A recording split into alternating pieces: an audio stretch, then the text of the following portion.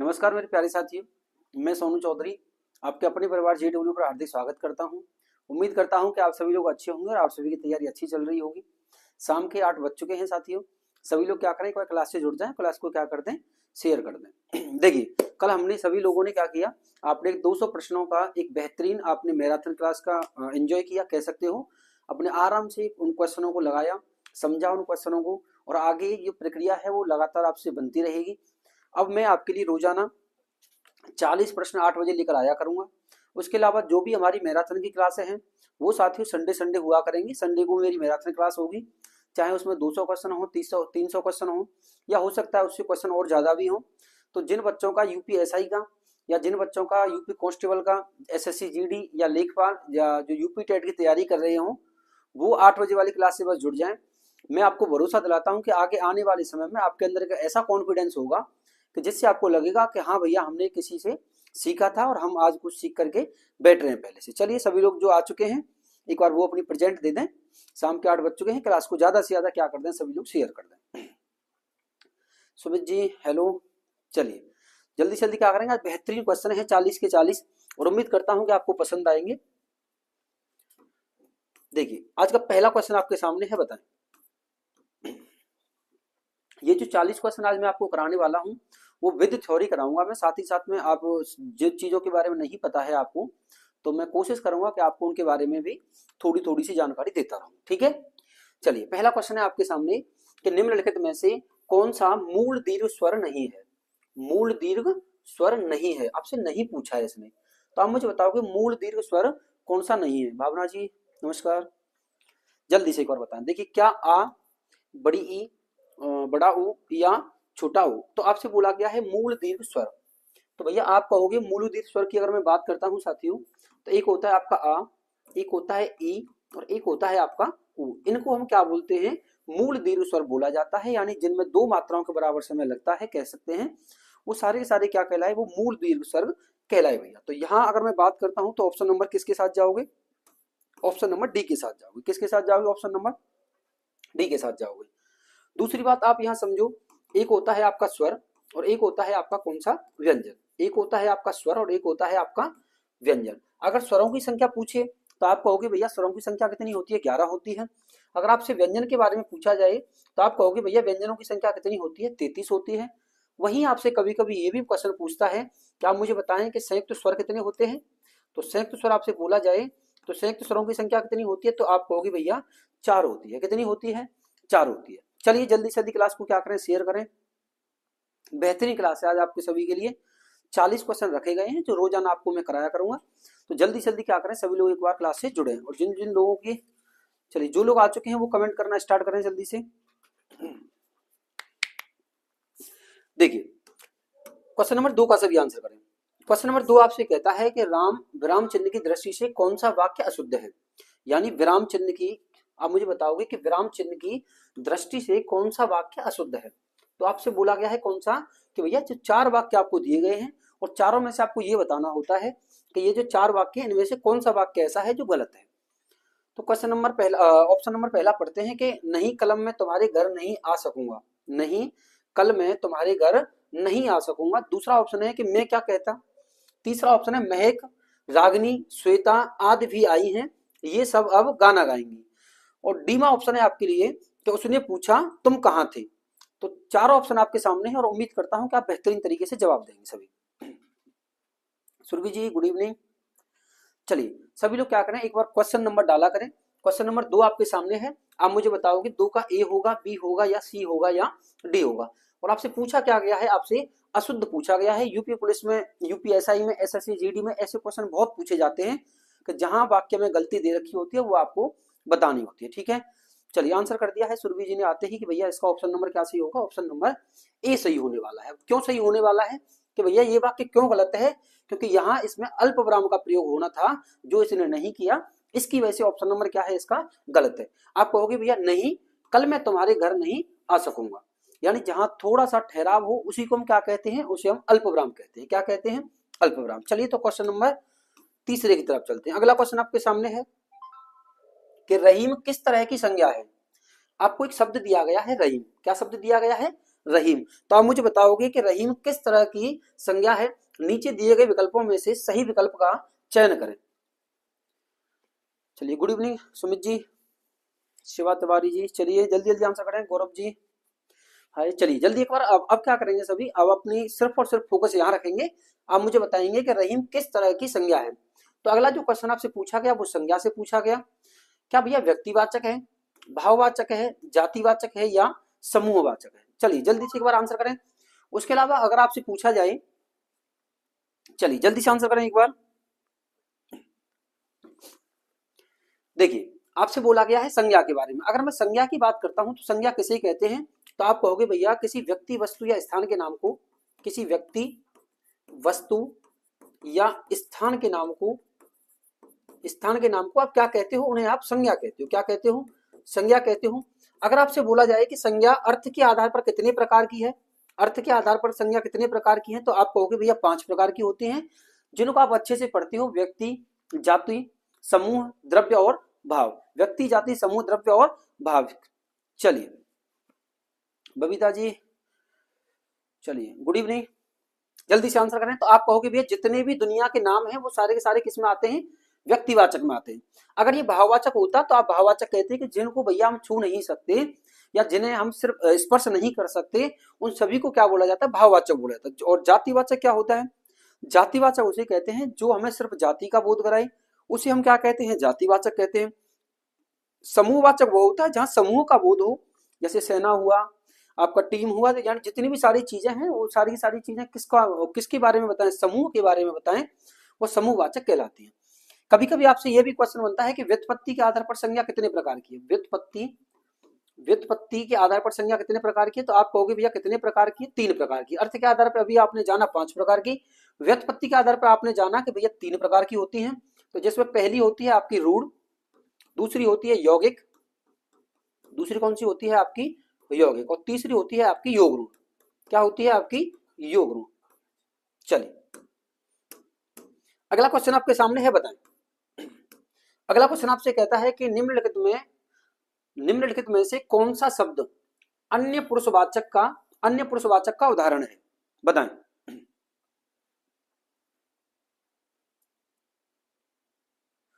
चलिए बताएं, निम्नलिखित में से कौन सा शब्द अन्य पुरुषवाचक का उदाहरण है? उसने, तुमने, हम या मैंने। अब देखिए यहाँ ये क्वेश्चन बना है, वो कहां से बना है भैया? ये सर्वनाम से बना है। कहां से क्वेश्चन बना है आपका? सर्वनाम से क्वेश्चन ये बना है। तो उसने पूछा है कि भैया अन्य पुरुषवाचक का इनमें से कौन सा उदाहरण है? तो आप मुझे बताओगे कौन सा है? ऑप्शन नंबर ए उसने, ऑप्शन नंबर बी तुमने, ऑप्शन नंबर सी हम, या चौथा ऑप्शन है आपके सामने मैंने।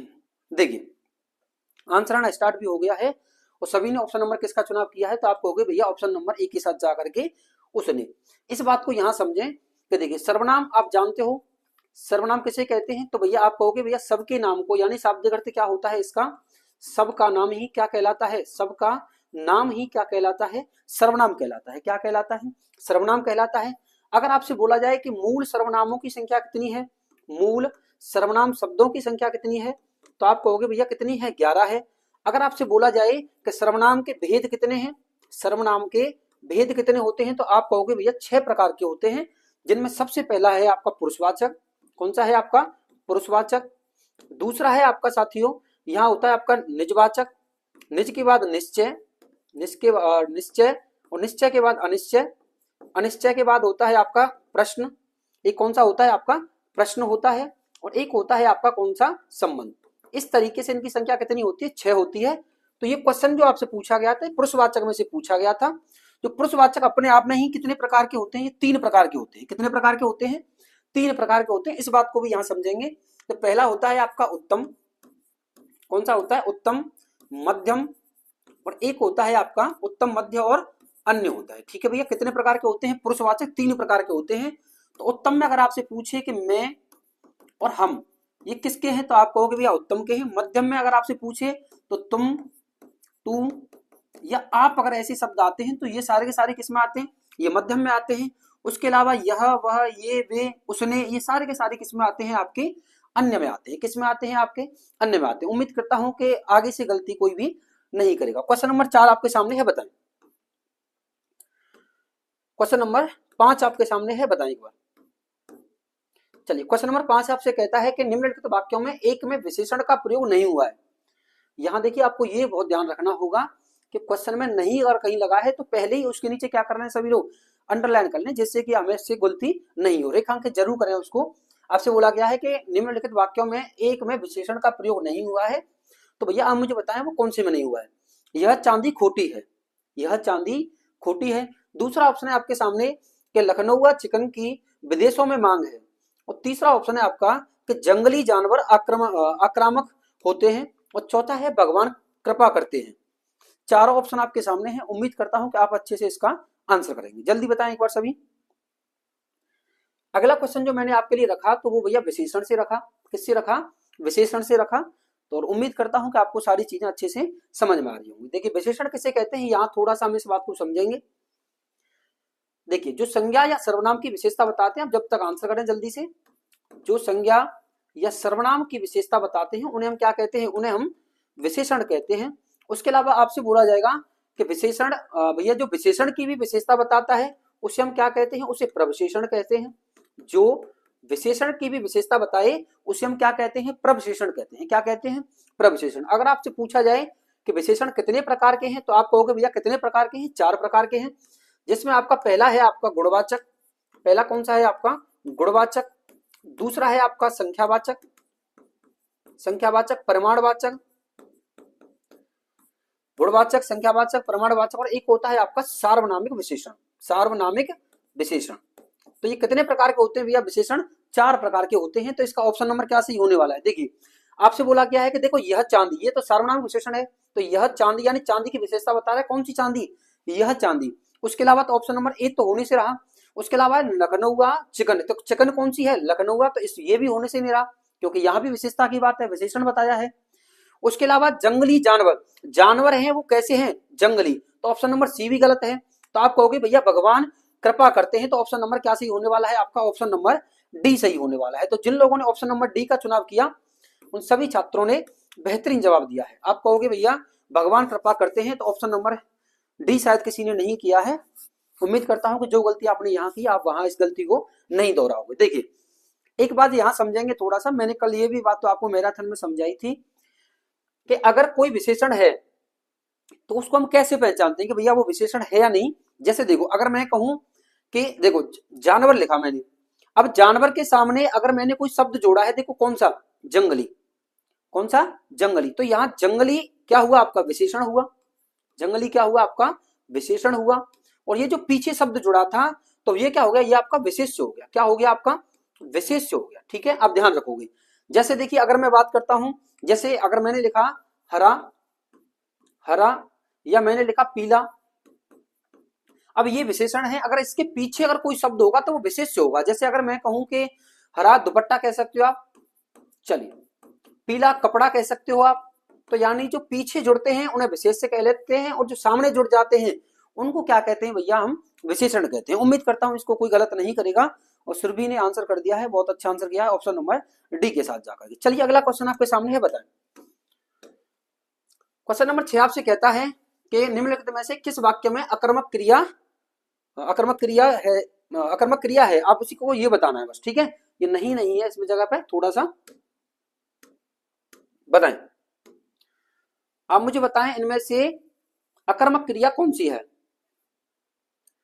चलिए निम्नलिखित में से किस वाक्य में अकर्मक क्रिया है? क्वेश्चन नंबर आपके सामने 6 का सभी आंसर करें।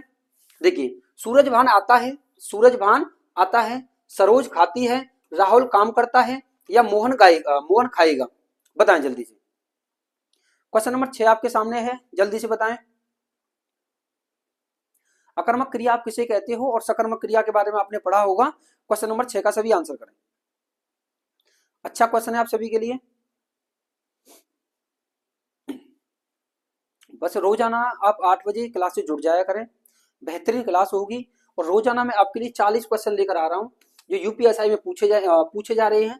तो लगातार, क्योंकि आपको भी पता है कि यूपीएसआई का जो सिलेबस है वो 40 नंबर का है हिंदी का। ठीक है भैया, 40 क्वेश्चन है उसके। तो उम्मीद करता हूं कि आप इनको गलतियां नहीं करोगे। तो आप कहोगे भैया इसमें अकर्मक क्रिया है तो कौन सी है? सूरजभान आता है। क्या है? आता है। तो ऑप्शन नंबर क्या सही होगा? इसका ऑप्शन नंबर ए सही होने वाला है। अगला क्वेश्चन आपके सामने है, बताएं। आपसे बोला गया है कि रामू थोड़ी सी मिठाई खाओ, रामू थोड़ी सी मिठाई खाओ इस वाक्य में थोड़ी सी किस प्रकार का क्रिया विशेषण है? रामू, रामू क्या है भैया? रामू थोड़ी सी मिठाई खाओ इस वाक्य में कौन सा क्रिया विशेषण है?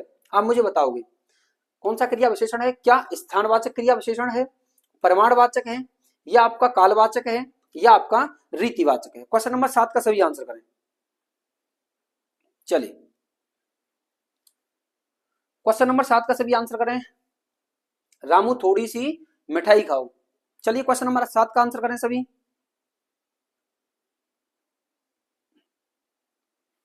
देखिए क्वेश्चन नंबर 7 आपसे बोला गया है कि रामू थोड़ी सी, तो भैया यहाँ थोड़ी सी जो शब्द है वो किसके बारे में बता रहा है? क्या स्थान के बारे में बता रहा है?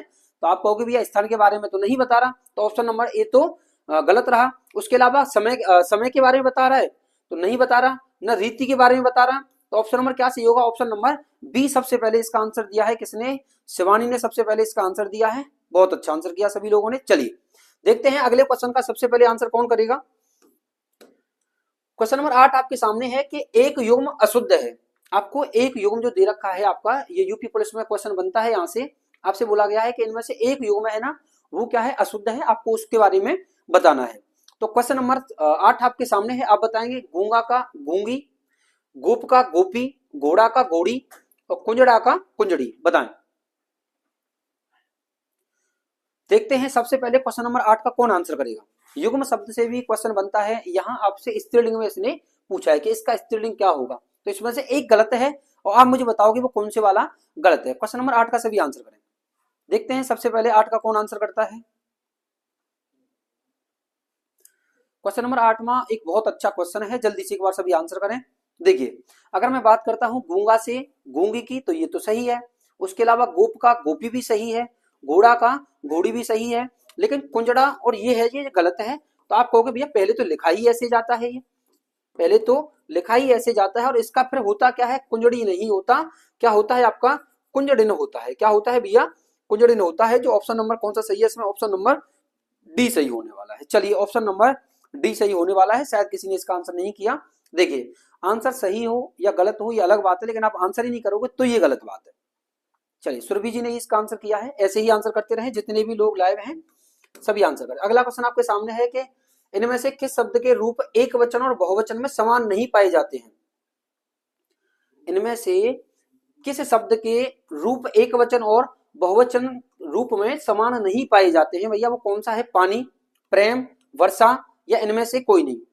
क्वेश्चन नंबर 9 आपके सामने है। बहुत अच्छा क्वेश्चन है, जल्दी से सभी आंसर करें। शिवानी ने अच्छा आंसर किया है ऑप्शन नंबर डी के साथ जाकर के 8 के। क्वेश्चन नंबर 9 का आप आंसर करें। इनमें से किस शब्द के रूप एक वचन और बहुवचन में समान नहीं पाए जाते हैं? एक वचन और बहुवचन में समान नहीं पाए जाते हैं। तो भैया देखिए ये सारे के सारे पानी, प्रेम, वर्षा, ये सारे के सारे समान पाए जाते हैं। तो ऑप्शन नंबर क्या है इसमें? ऑप्शन नंबर इसका डी होने वाला है कि इनमें से कोई नहीं। आप कहोगे इनमें से कोई नहीं। चलिए सुमित जी बहुत अच्छा आंसर किया आपने।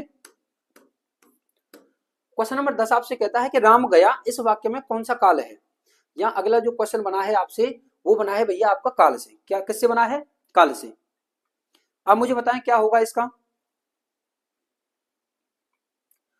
देखिए काल आपको पता है कि 3 प्रकार का होता है। एक होता है आपका कौन सा? भूतकाल, एक होता है आपका एक होता है आपका वर्तमान काल, एक होता है वर्तमान काल और एक होता है आपका भविष्य काल, एक होता है आपका भविष्य काल। कभी कभी आपसे यहाँ ये भी पूछ लेता है कि भूतकाल की संख्या कितनी है? 6, वर्तमान की 5 और भविष्य काल की 3। तो आप याद रखोगे बस कैसे? 653, 653 आप याद रखोगे कैसे?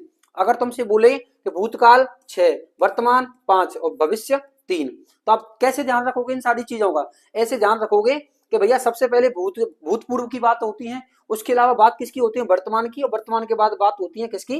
भविष्य की। तो 653 को आप याद रखोगे। उम्मीद करता हूं कि इन चीजों को आप अच्छे से समझे होंगे। तो ऑप्शन नंबर क्या सही होने वाला है इसका? ऑप्शन नंबर ए सही होने वाला है। क्या होगा? ऑप्शन नंबर ए सही होने वाला है कि राम गया। जो आसन्न कर रहे हैं तो यहाँ है होना था कि राम गया है। ठीक है, तो यहाँ ऑप्शन नंबर क्या सही होगा? ऑप्शन नंबर ए सही होगा कि सामान्य भूतकाल है भैया। अगला क्वेश्चन आपके सामने है, बताएं। अगला क्वेश्चन आपसे कहता है कि रोगी चल नहीं सकता का भाववाच्य में रूपांतरण क्या होगा? आपसे यहाँ भाववाच्य, देखिए यहाँ अगला क्वेश्चन है भाववाच्य, यानी वाच्य से अगला क्वेश्चन पूछा गया है आपसे कि रोगी चल नहीं सकता का भाववाच्य में रूपांतरण क्या होगा? ऑप्शन नंबर ए रोगी से चला नहीं जाता, ऑप्शन नंबर बी रोगी चल नहीं पाएगा, या ऑप्शन नंबर सी कि रोगी चल नहीं पा रहा है, या रोगी नहीं चलेगा। आप मुझे बताएं। देखिए सबसे पहली गलती तो आपको ये नहीं करनी कि भैया जो जिस उसमें पूछता है, जिस अवस्था में पूछता है, हमें आंसर भी उसी अवस्था में देना होता है। उसने वर्तमान में पूछा है तो आंसर ही वर्तमान में होगा, भूतकाल में पूछेगा तो भूतकाल में होगा। चलिए रॉक्सी जी गुड इवनिंग। तो रोगी चल नहीं सकता तो आप कहोगे भैया रोगी से चला नहीं जाता। ऑप्शन नंबर क्या सही होगा? ऑप्शन नंबर ए सही होने वाला है। सभी लोगों ने ऑप्शन नंबर इसका ए चुनाव किया। अगला क्वेश्चन आपके सामने है, बताएं। क्वेश्चन नंबर 12 आपसे कहता है कि सभी चिट्ठियां डाक से भेजी गई, सभी चिट्ठियां डाक से भेजी गई, इनमें कर्ता कौन सा है? आप मुझे बताओगे इनमें से कर्ता कौन सा है? क्या डाक है? आप कहोगे भैया क्या डाक है? आप कहोगे भेजी गई, आप कहोगे सभी, या चिट्ठियां? देखते हैं सबसे पहले इसका आंसर कौन करेगा। चलिए शिवानी जी 11 का ए 12 में का सभी आंसर करें। अच्छा क्वेश्चन है। आपसे बोला गया है कि इनमें से आप बताओगे भैया कर्ता क्या है? क्या चिट्ठियां है, सभी है, भेजी गई, या डाकघर? किसके द्वारा भेजी गई? तो आप कहोगे भैया डाक के द्वारा भेजी गई है।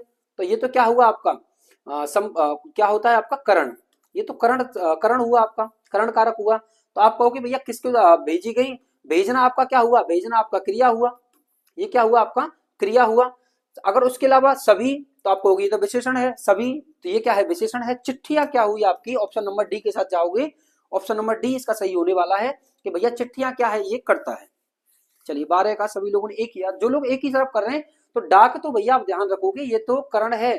जैसे मैं कहूं कि चाकू से फल को, देखो ऐसे आप इस चीज को ध्यान रखोगे, फल को चाकू से काटा गया, फल को चाकू से काटा गया। तो देखिए यहां आप क्या कहोगे भैया फल करता है या चाकू करता है? तो आप कहोगे भैया जिस पे प्रभाव पड़ता है वो करता होता है। जैसे मैं कहूं कि मैं पानी पीता हूं तो पीने का प्रभाव पानी पे पड़ेगा या मुझ पे पड़ेगा? पिएगा कौन? मैं। तो आप कहोगे भैया फल क्या हुआ? यहाँ करता हुआ। क्या हुआ? करता। तो चाकू क्या हुआ? ये भैया साधन हुआ। और साधन किस में आते हैं?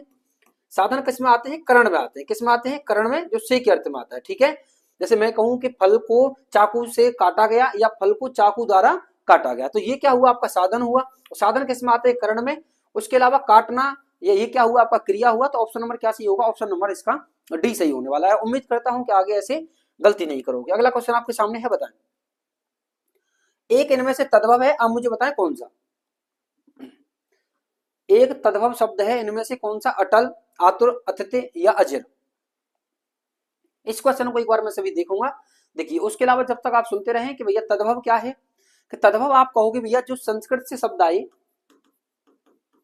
जो संस्कृत से आकर के आज हिंदी में उनका प्रयोग हो रहा है लेकिन सीधे नहीं हो रहा, यानी संस्कृत से आकर के संस्कृत में ही प्रयोग नहीं हो रहे, वो सारे के सारे क्या कहलाए? वो तद्भव कहलाए। क्या कहलाए?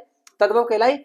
और जो शब्द संस्कृत से आकर के हिंदी में आज उनका प्रयोग ज्यों का त्यों हो रहा है, तो आप कहोगे भैया ज्यों का त्यों हो रहा है, तो आप कहोगे वो क्या शब्द क्या होते हैं? भैया वो सारे के सारे तत्सम होते हैं। तो ऑप्शन नंबर क्या सही होगा? इसका ऑप्शन नंबर ए सही होने वाला है। बात 13 में का ए, अटल।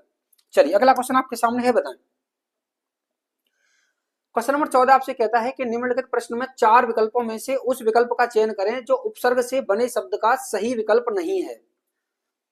देखिए उपसर्ग से जो शब्द नहीं बना है, जो उपसर्ग से बना नहीं शब्द है, अब उसके बारे में आप एक बार बताओगे कौन सा इनमें से नहीं है। निम्नलिखित प्रश्न में 4 विकल्पों में से उस विकल्प का चयन करें जो उपसर्ग से बने शब्द का सही विकल्प नहीं है।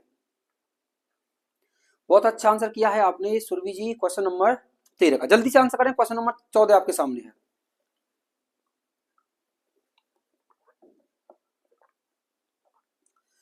देखिए आपसे बोला गया है अवतार। क्या बोला गया है आपसे? अवतार। तो आप कहोगे भैया अवतार तो 2 शब्दों से मिलकर बना है, अवधन तार। क्या है? अवधन तार। तो ये तो होने से रहा। अगला है प्रकृति। तो आप कहोगे प्रधन कृति से बना है ये शब्द, प्रधन कृति से बना है, तो ये भी होने से नहीं रहा। संभव की अगर मैं बात करता तो भैया संभव भी 2 शब्दों से मिलकर बना था, समधन भव। समधन भव तो ये भी नहीं है। लेकिन पवित्र होगा तो ऑप्शन नंबर इसका क्या सही होने वाला है? ऑप्शन नंबर इसका डी सही होने वाला है। चलिए क्वेश्चन नंबर 14 का जिन लोगों ने आंसर डी दिया उन सभी छात्रों ने बेहतरीन जवाब दिया। अगला क्वेश्चन आपके सामने है, बताएं। अगला क्वेश्चन आपसे कहता है कि भैया आप हमें बताएं कि दिए गए शब्द का प्रत्यय ज्ञात कीजिए। यानी एक शब्द दिया गया है आपको, कौन सा? चिल्लाहट। क्या? चिल्लाहट शब्द में कौन सा प्रत्यय है? क्या ट है, लाहट है, हट है या आहट है? चलिए जल्दी से एक बार बताएं क्या होगा इसका। क्वेश्चन नंबर 15 आपके सामने है, अच्छा क्वेश्चन है, जल्दी से जल्दी सभी आंसर करें कि दिए गए शब्द का प्रत्यय ज्ञात कीजिए। तो आप बताओ कि मुझे भैया कौन सा है, ऑप्शन नंबर ए, बी, सी या डी। जब तक मैं बात करता हूं आपसे प्रत्यय, प्रत्यय क्या चीज है आप इस बात को समझोगे। देखिए चिल्लाहट दो शब्दों से मिलकर बना है, चिल्ला प्लस के आहट, चिल्ला प्लस के आहट, ये दो शब्दों से मिलकर बना है। तो आप कहोगे भैया चिल्लाना इसमें मूल शब्द है, ये कैसा है आपका मूल शब्द है। और आपका आहट क्या है भैया, तो आहट है आपका प्रत्यय, आहट क्या है आपका प्रत्यय। तो आप कहोगे आहट कहां है, तो ऑप्शन नंबर किसके साथ जाओगे, ऑप्शन नंबर डी के साथ जाओगे। चलिए बहुत अच्छा आंसर किया है सुरभि, शिवानी और अपना क्या नाम है भाई, रॉक्सी। चलिए बहुत अच्छा आंसर किया है। उसके अलावा प्रत्यय के बारे में बात करोगे तो भैया प्रत्यय क्या है, ये शब्द के कहां जुड़ते हैं, अंत में जुड़ते हैं। शब्द के कहां जुड़ते हैं, अंत में जुड़ते हैं। अगर मैं प्रत्यय की बात करता तो प्रत्यय दो प्रकार के होते हैं, एक होता है आपका कृदंत, एक होता है आपका कृदंत और एक होता है आपका कौन सा, तद्धित। कौन सा होता है आपका तद्धित। कृदंत कहां जुड़ते हैं, तो भैया आप कहोगे क्रिया में जुड़ते हैं, भैया कृदंत कहां जुड़ते हैं, क्रिया में। तद्धित कहां जुड़ते हैं, आपके संज्ञा, आपके सर्वनाम, संज्ञा सर्वनाम और आपका विशेषण में ये जुड़ते हैं। उनको हम क्या कहते हैं, उन्हें हम प्रत्यय कहते हैं। क्या कहते हैं, प्रत्यय कहते हैं। तो ऑप्शन नंबर क्या सही होगा, ऑप्शन नंबर डी सही होने वाला है। अगला क्वेश्चन आपके सामने है, बताएं। क्वेश्चन नंबर 16 आपसे कहता है कि निम्नलिखित विलोमार्थी शब्द युग्मों में असंगत है। अब मुझे बताओगे कौन सा असंगत है भैया। अमृत का विष है, अनुकूल का प्रतिकूल, आयात निर्यात, आविर्भाव का विभाव। बताएं एक बार। क्वेश्चन नंबर 16 आप सभी के सामने है, इनमें से एक आपको गलत दिया गया है विलोम शब्द, आपको उसको पहचानना है कि जो आपको एक दिया गया है वो कौन सा गलत है। क्या ऑप्शन नंबर ए गलत है, ऑप्शन नंबर बी गलत है या ऑप्शन नंबर सी गलत है या ऑप्शन नंबर डी गलत है। देखते हैं क्वेश्चन नंबर 16 का सबसे पहले आंसर कौन करता है। दीपेश जी डी के साथ 15, बहुत अच्छा आंसर किया भाई।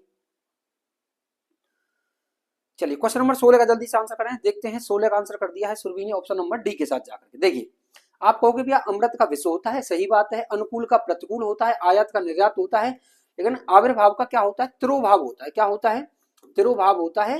और जिन लोगों को अगर कोई जानकारी हुआ करे तो तब वो साथ में कमेंट कर दिया करें, जिससे कि आपकी जानकारी और अच्छी यादगार बनी रही। ठीक है, आप कहोगे आविर्भाव का क्या होता है, तिरोभाव होता है। अगला क्वेश्चन आपके सामने है, बताएं। क्वेश्चन नंबर 17 आपसे कहता है कि आदि का विलोम शब्द कौन सा है। आदि का विलोम शब्द कौन सा है, क्या अयाद है, अंत है, व्याध है या आद्य है। क्वेश्चन नंबर 17 का सभी आंसर करें। क्वेश्चन नंबर 17 आपसे बोला गया है कि आदि का क्या होता है, आदि का विलोम शब्द कौन सा है। तो आदि कहोगे भैया, आदि बोला जाता है किसको, शुरू को। क्या बोलते हैं, किसी चीज का शुरू होना क्या कहलाता है, आदि कहलाता है। तो आप कहोगे शुरू का क्या होगा, तो ऑप्शन नंबर किसके साथ जाओगे, ऑप्शन नंबर बी के साथ जाओगे कि भैया आदि का क्या होगा, अंत होगा। तो जिन लोगों ने ऑप्शन नंबर बी का चुनाव किया उन सभी ने सही आंसर किया। क्वेश्चन नंबर 18 आपके सामने है, बताएं। एक बार पढ़ें क्वेश्चन नंबर 18 को।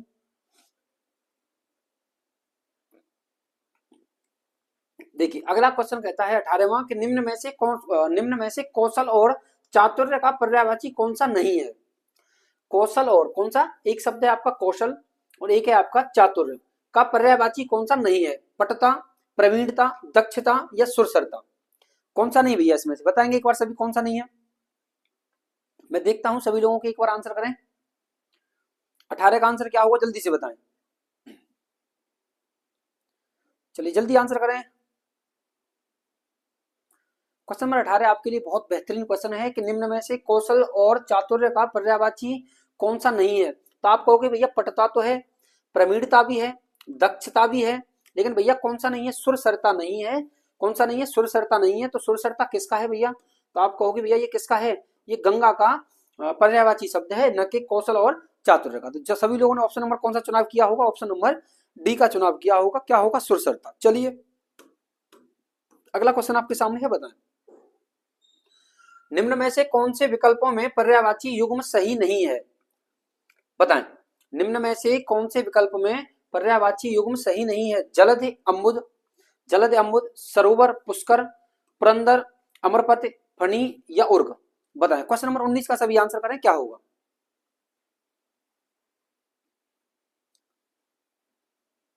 धन्यवाद संकल्प जी। चलिए अगला क्वेश्चन आपके सामने है सुरभि जी। चलिए सुमित भाई, रॉक्सी, जितने भी हैं सभी लोग आंसर करते रहें कि निम्न में से कौन से विकल्पों में पर्यायवाची युग्म सही नहीं है। आप मुझे बताओगे जलद या अम्बुद, सरोवर, पुष्कर, पुरंदर, अमरपति, फणी या उर्ग। जल्दी से आंसर करें सभी लोग एक बार। तो आप कहोगे भैया इनमें से कौन सा पर्यायवाची युग्म सही नहीं है। तो देखिए सरोवर का पुष्कर होता है, सही है। पुरंदर का अमरपति होता है, फणी का उर्ग होता है। लेकिन जलद कहते हैं भैया किसको, समुद्र को। किसको कहते हैं, समुद्र को। और अम्बुद कहते हैं किसको, बादल को। किसको कहते हैं, बादल को। इस बात को आप कैसे पहचानोगे, तो देखिए अगर जहां कहीं भी दे लगा हो, क्या लगा हो, दे लगा हो, तो वो सब किसके होते हैं, समुद्र के होते हैं। किसके होते हैं, समुद्र के। अगर कहीं पीछे जुड़ा हो क्या, द, तो वो सब किसके होते हैं, आपके बादल के होते हैं भैया। ठीक है, 99% क्या है ये सारे के सारे ऐसे करके आप पहचान लोगे कि हाँ अगर द लगा है तो भैया आपका बादल है, दे लगा है तो आप कहोगे भैया समुद्र है। अगला क्वेश्चन आपके सामने है, बताएं।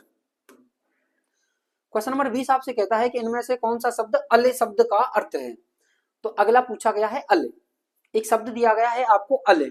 आप मुझे बताओगे कि गले का आभूषण को कहते हैं, भ्रमर को कहते हैं, सखी को कहते हैं या सहेली को कहते हैं। चलिए जल्दी से आंसर करें, बहुत जल्दी।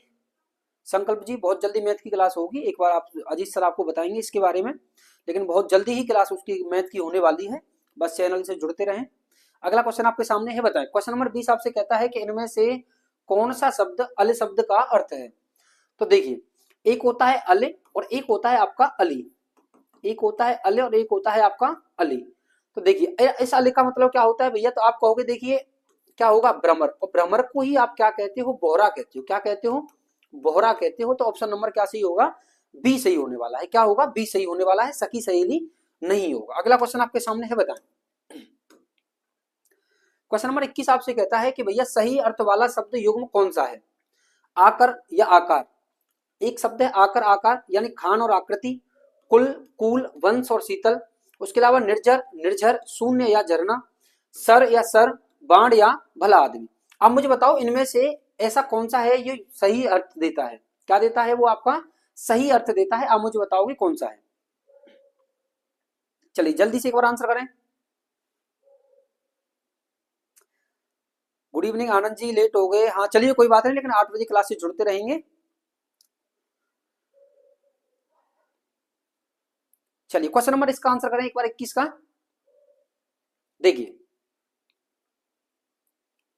जल्दी से आंसर करें। तो 21 का आपने आंसर कर दिया है, सबसे पहले 21 का आनंद जी ने कर दिया है ऑप्शन नंबर ए के साथ जाकर के। किसके साथ जाकर के, ऑप्शन नंबर ए के साथ जाकर के। आकर और आकार, तो आप कहोगे भैया आकर होता है खान और इसकी आकार का मतलब होता है आकृति। देखिए कुल का मतलब वंश होता है, लेकिन इस कुल का मतलब शीतल नहीं होता, इसका क्या होता है, किनारा होता है। क्या होता है, किनारा होता है। उसके अलावा अगला है निर्जर और एक होता है निर्झर। तो देखिए आप मुझे निर्जर के बारे में आप बताओगे क्या होता है। निर्जर आप कहते हो किसको, देवता को। निर्जर किसको कहते हो आप, देवता को कहते हो।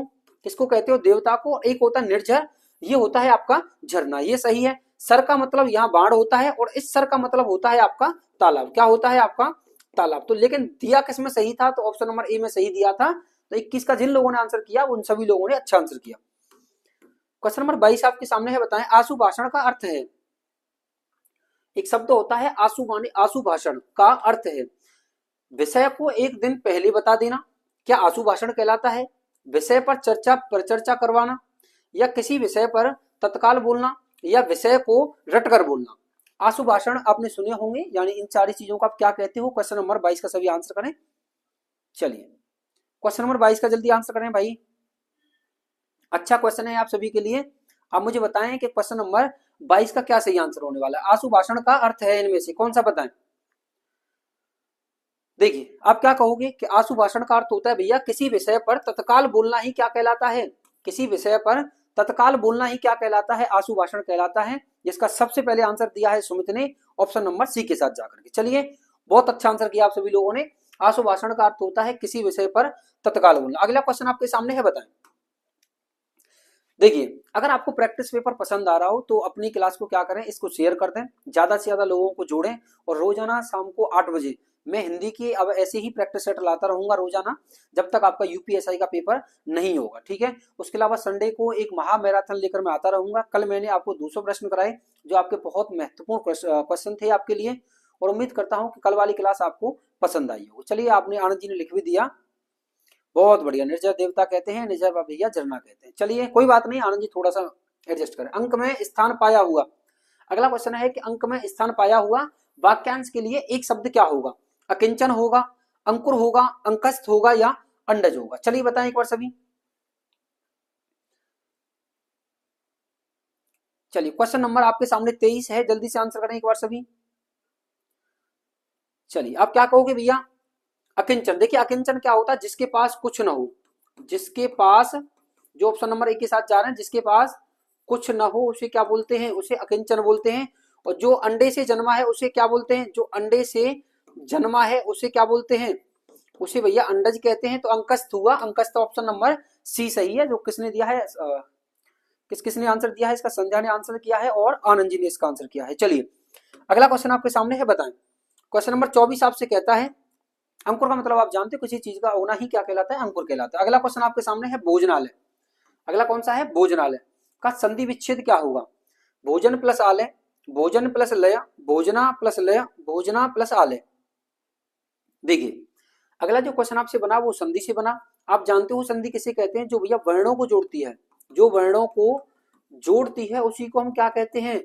उसी को हम संधि कहते हैं। उसके अलावा आपसे बोला जाए कि संधि किन दो शब्दों से मिलकर बनी है, तो आप कहोगे समधन धी। आपसे बोला जाए कि संधि में कौन सी संधि है, तो आप कहोगे भैया कौन सी संधि है? व्यंजन संधि है। कौन सी संधि है? व्यंजन संधि है।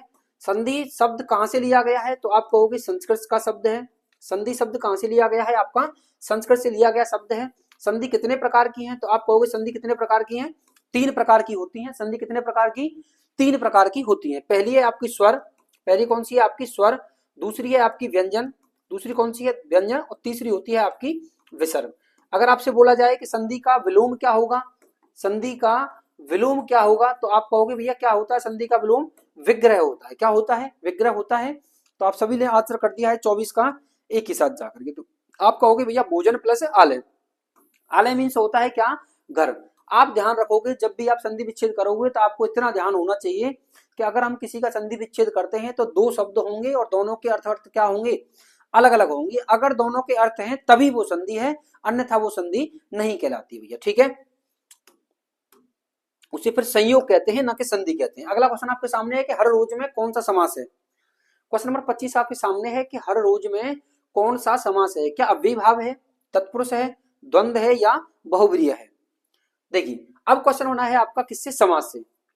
तो आप कहोगे भैया समास किसे कहते हैं, तो समास 2 शब्दों से मिलकर बना है, समधन आस। किससे? समधन आस। हमको अवश्य जाना है उक्त वाक्य में कौन सा भाग गलत है।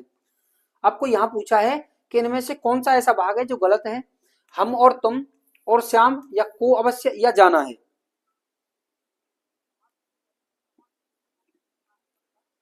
चलिए जल्दी बताएं एक बार। देखिए आप कहोगे भैया हम और तुम और श्याम को अवश्य जाना है, उक्त वाक्य में कौन सा भाग गलत है।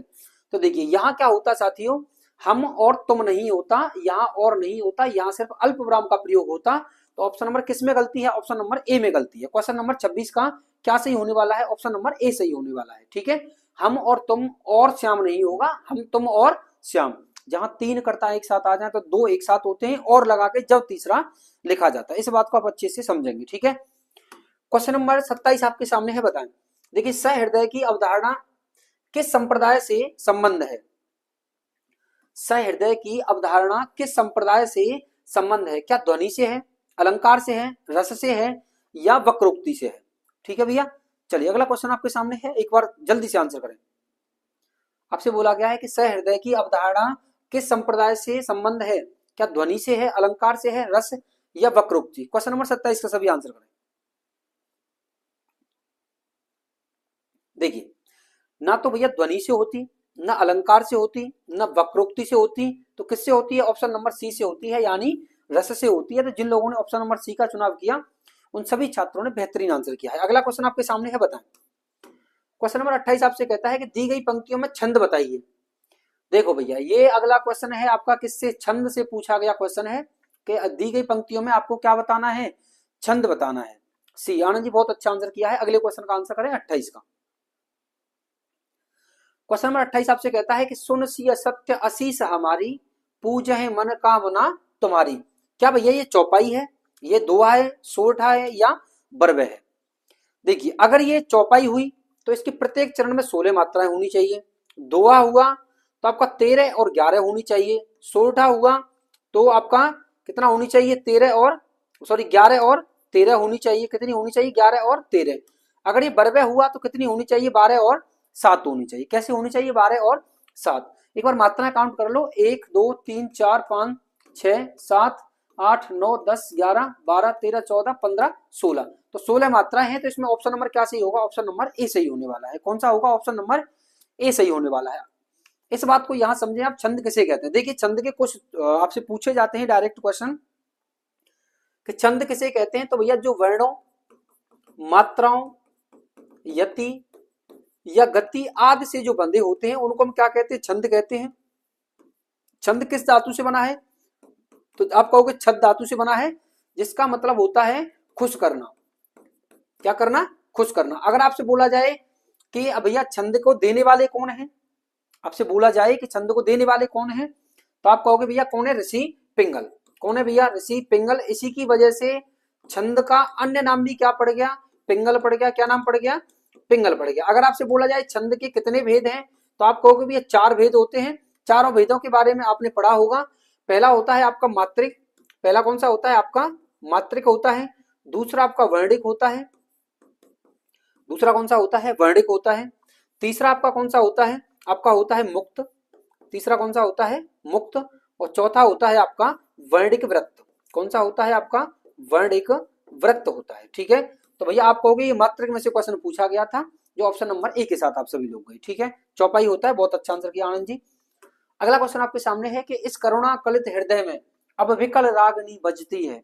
ये क्वेश्चन तो आपसे कई बार पूछा गया है, कई पेपरों में, कई मॉक में और कई प्रीवियस ईयरों में ये क्वेश्चन पूछा गया है। इस पंक्ति में करुणा कलित अभिव्यक्ति में कौन सा अलंकार है, करुणा कलित, करुणा कलित यानी एक वर्ण की 2 बार आवृत्ति, करुणा कलित, करुणा कलित। ये कौन सा होगा भैया, 29 का सभी आंसर करें।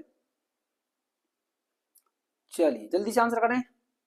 बहुत अच्छा पिंगल, बहुत अच्छा। चलिए तो आप कहोगे भैया ऑप्शन नंबर क्या सी होने वाला है, 6 का अनुप्रास होता है। क्या होता है, 6 का अनुप्रास होता है। यहाँ देखिए ये जो आपको भाग दिए गए हैं, ये सारे के सारे अनुप्रास के भाग होते हैं। किसके भाग होते हैं, अनुप्रास के। जिसमें पहला होता है आपका वृत्त्या, पहला कौन सा होता है, वृत्त्या। फिर आपका दे रखा है छेका, लाटा, श्रुत्या और अंत्या। ये 5 प्रकार के होते हैं, जो पांचों आपके सामने है। अगला क्वेश्चन आपके सामने है, बताएं। क्वेश्चन नंबर 30 आपसे कहता है खुदा बख्श पुस्तकालय कहाँ स्थित है। देखो भैया ये क्वेश्चन आपसे पूछा गया था, तो आप बहुत बच्चों ने इसको गलती की थी और उम्मीद करता हूं कि आप इसमें गलती नहीं करोगे। आपको बताना है कि खुदा बख्श पुस्तकालय कहाँ स्थित है। ये जयपुर में है, अलीगढ़ में है, पटना में है या भैया आगरा में है। चलिए जल्दी से एक बार आंसर करें। खुदा बख्श पुस्तकालय कहाँ स्थित है, जयपुर, अलीगढ़, पटना या आगरा। देखते हैं सबसे पहले इसका आंसर कौन करेगा। क्वेश्चन नंबर 30 का आंसर करें जल्दी से। क्वेश्चन नंबर 30 आपके सामने है, जल्दी आंसर करें। देखिए खुदा बख्श ना तो भैया जयपुर, अलीगढ़, आगरा इनमें नहीं है। ये खुदा बख्श कहाँ है, आपका पटना में है। आप इसको क्या कर लोगे, स्टार बना के रख लोगे और स्क्रीनशॉट इसका ले लोगे। आपसे बोला जाए खुदा बख्श पुस्तकालय कहाँ स्थित है, तो आप कहोगे कहाँ है भैया, पटना में स्थित है। अगला क्वेश्चन आपके सामने है, बताएं। क्वेश्चन नंबर 31 कहता है कि 9 दिन चले 2.5 कोस, यानी 9 दिन चले 2.5 कोस, इसका तात्पर्य क्या है। आपसे बोला गया है इसका तात्पर्य क्या है, तो ऑप्शन नंबर ए आपके सामने है कि 9 दिन में 2.5 कोस चलना।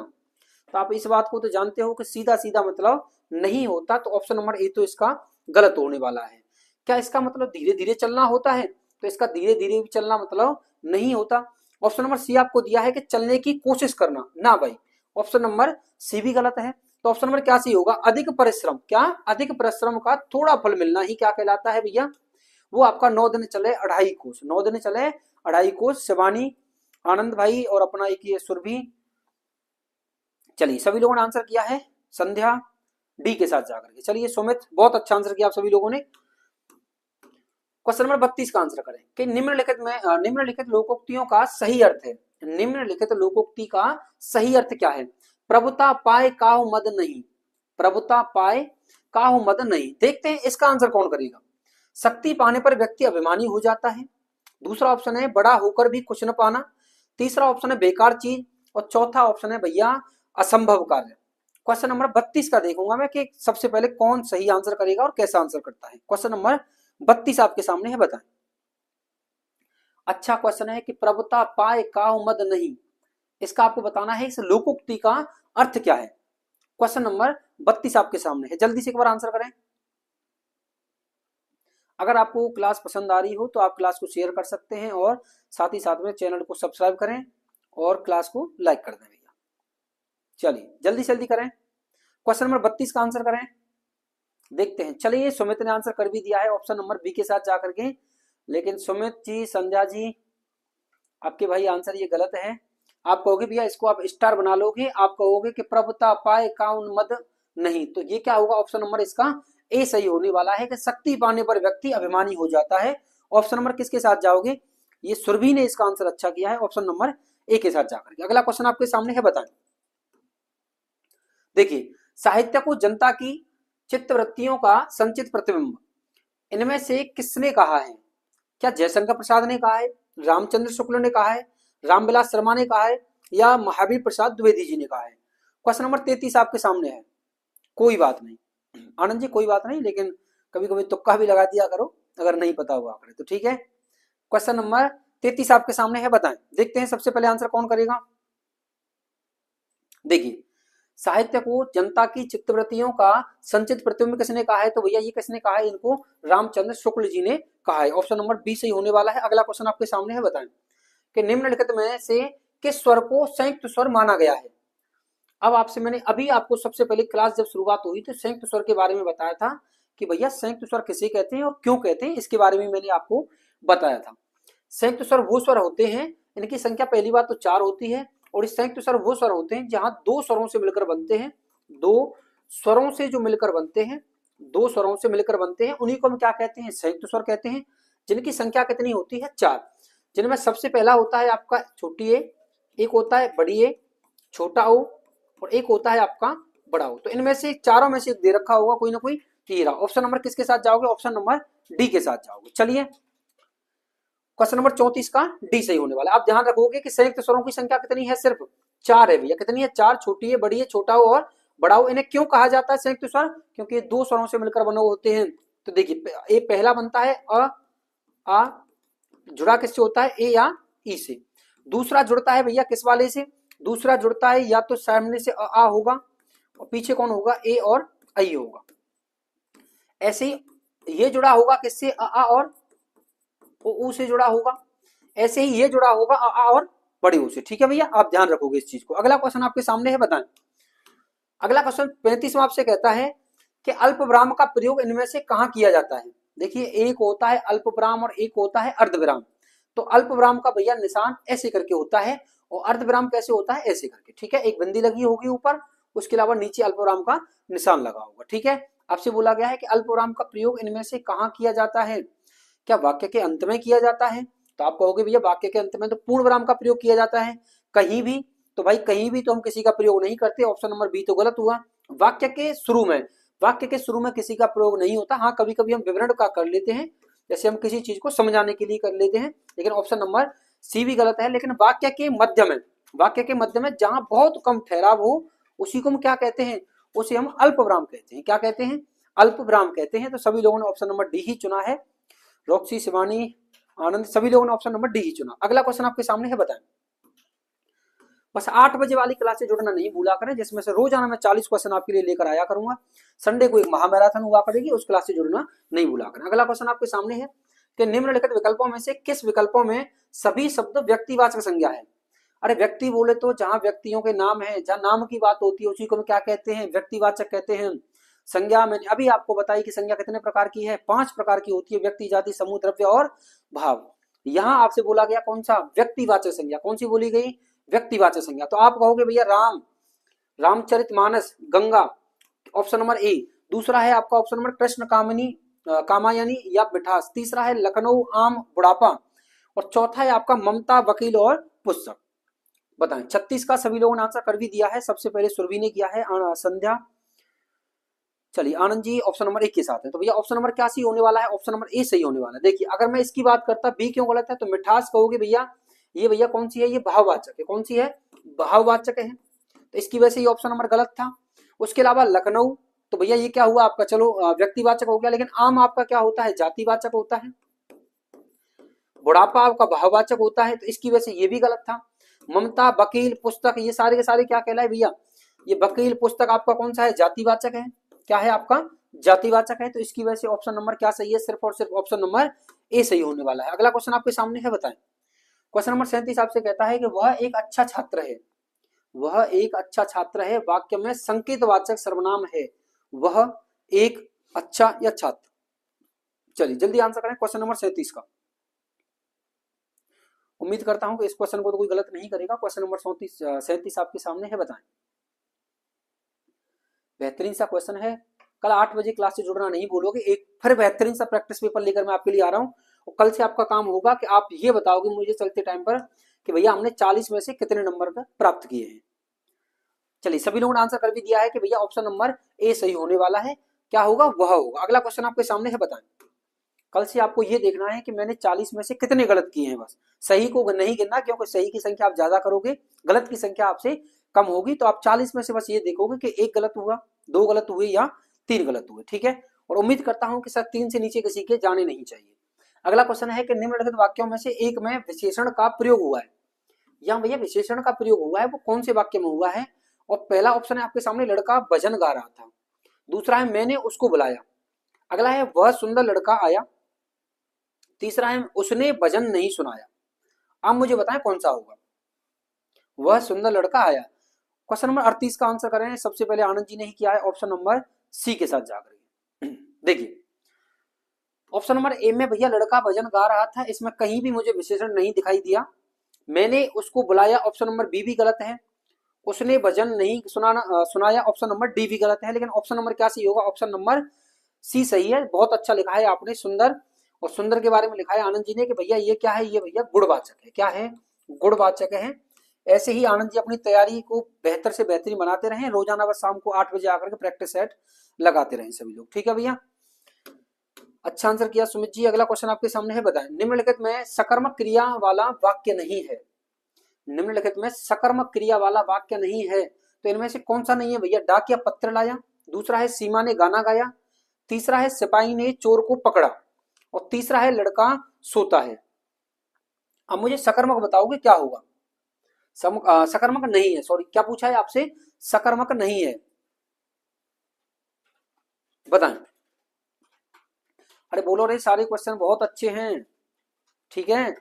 उम्मीद करता हूं कि आपको क्लास पसंद आ रही होगी, और ऐसे प्रैक्टिस सेट में रोजाना 8 बजे आपके लिए लाता रहूंगा। बस क्लास से रोजाना 8 बजे जुड़ना नहीं भूला करें। कानों में ईयरफोन लगा के मस्त रहा करें, रजाई में चले जाया करें अंदर। अगर आपको ठंडी ज्यादा लगती है, कानों में ईयरफोन लगाएं, मस्ती से बस सुनते रहें। और आपको ये लगता है कि ये क्वेश्चन हमारे लिए इंपॉर्टेंट है, तो आप क्या करोगे, आप उसका स्क्रीनशॉट लेकर के अपने पास रखोगे। और स्क्रीनशॉट आपको पता है कब काम आते हैं, जब आप किसी भी चीज का स्क्रीनशॉट लेते हो। तो ये चीज आप ध्यान रखना कि जब आप पेपर देने जाओ कभी भी किसी का, तो आप अपने सारे के सारे स्क्रीनशॉट को एक बार देख के जाना, क्योंकि स्क्रीनशॉट आप उन्हीं चीजों का लेते हो जो आपके लिए जरूरतमंद होती हैं। कैसी होती हैं, जरूरतमंद होती हैं। तो मैं आपको भरोसा दिलाता हूं कि बस 8 बजे हमसे जुड़ते रहिए, अपनी तैयारी को बेहतर से बेहतरीन बनाते रहिए। अगला क्वेश्चन है, निम्नलिखित में से सकर्मक क्रिया है, तो आप कहोगे भैया क्या होता है, लेकिन नहीं है। तो ऑप्शन नंबर क्या सही होगा, ऑप्शन नंबर डी सही होने वाला है कि लड़का सोता है। अगला क्वेश्चन आपके सामने है, बताएं। लास्ट क्वेश्चन है आपका, सभी आंसर करें, और सभी के एक बार मैं नाम लूंगा कि उन्होंने पूर्णतया समर्थन किया है। तो भैया इस वाक्य में किस प्रकार के क्रिया विशेषण का प्रयोग हुआ है।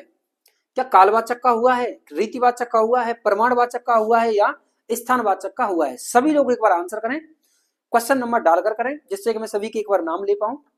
जितने भी लाइव हैं सभी के सभी आंसर करें। चलिए उन्होंने पूर्णतया समर्थन किया है, इस वाक्य में कौन सा ऑप्शन सही होने वाला है। अरे आनंद जी बहुत बढ़िया, चलिए आंसर कर दिया है आनंद जी ने। सबसे पहले किसके साथ जाकर के, ऑप्शन नंबर सी के साथ जाकर के देखते हैं। चलिए संध्या, सुमित भाई ने ए के साथ गए हैं, उसके अलावा जितने भी हैं अभी तक सी की तरफ हैं। सचिन चौधरी जी सी के साथ हैं। चलिए सुमित भी सी के साथ ही आ गए, शिवानी सी के साथ। चलिए और कोई, जल्दी जल्दी से क्या करें, सभी लोग कमेंट करते रहें। उन्होंने पूर्णतया समर्थन किया है। आप कहोगे भैया कैसे समर्थन किया है, कितना कैसे, मतलब क्या है आपका, कितना समर्थन किया है, तो आप कहोगे भैया पूर्णतया समर्थन किया है। तो ऑप्शन नंबर क्या सही होने वाला है, ऑप्शन नंबर सी सही होने वाला है। रॉक्सी ने भी अच्छा आंसर किया है, शिवानी बहुत अच्छा आंसर किया आप सभी लोगों ने। तो 40 के 40 क्वेश्चन थे। और देखिए, उम्मीद करता हूं कि ये सेशन आपको पसंद आया होगा। क्या कोई ऐसा बंदा है मुझे ये जो बता सके कि भैया मैंने 40 में से 38 नंबर पाए हैं, या कोई ऐसा है? अगर नहीं है तो आपको करना क्या है, आप कल से अपने नंबरों की गिनती करना शुरू करें कि भैया हमसे कितने क्वेश्चन कटे हैं, और जो क्वेश्चन आपसे कटे हैं उनका स्क्रीनशॉट लिया करें, या क्लास को दोबारा देखा करें और अपनी चीजों को अपने पास में रखा करें। ठीक है, ऐसे ही कल 8 बजे क्लास से जुड़ना नहीं भूलोगे। 11 बजे आपको पता है कि आपकी जीएस की क्लास चल रही है, जिस क्लास को अजीत सर ले रहे हैं। मैथ की अभी कुछ बच्चे पूछ रहे थे, तो मैथ की बहुत जल्दी क्लास होने वाली है। बस आपको करना क्या है कि 8 बजे बस हमसे जुड़ते रहें, अपनी तैयारी को बेहतर से बेहतरीन बनाते रहें। आज के लिए इतना ही साथियों, मिलते हैं कल आपसे। राधे राधे साथियों।